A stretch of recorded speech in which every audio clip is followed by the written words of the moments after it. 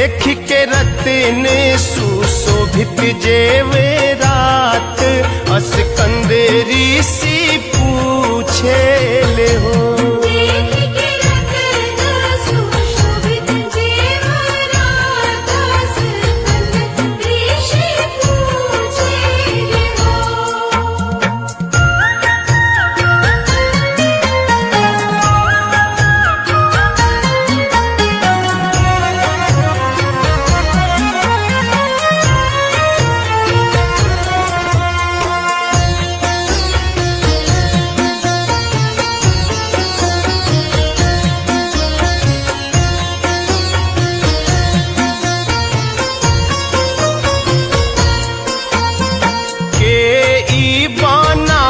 कंठ हरावा कुंडल के आकरावा, कुंडल के आकरावा नु हो। शिव जी कृपा करी हम के बताई के हवे शिल्प करवानु हो।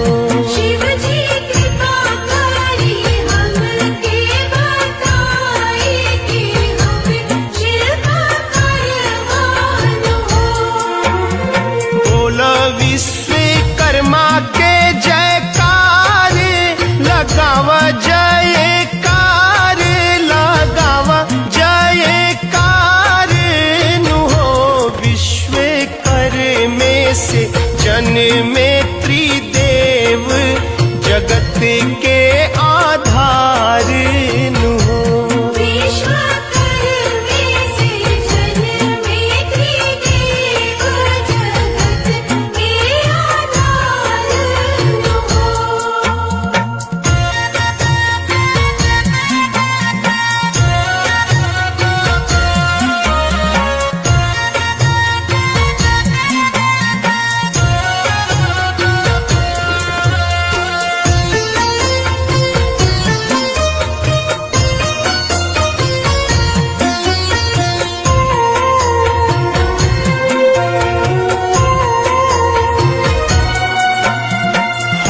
शंकर के तीर सुलावा, गौरा के जेवरावा, गौरा के जेवरावा नु हो। श्री विष्णु के चक्र सुदर्शन के उहे सिरजन हरावा नु हो।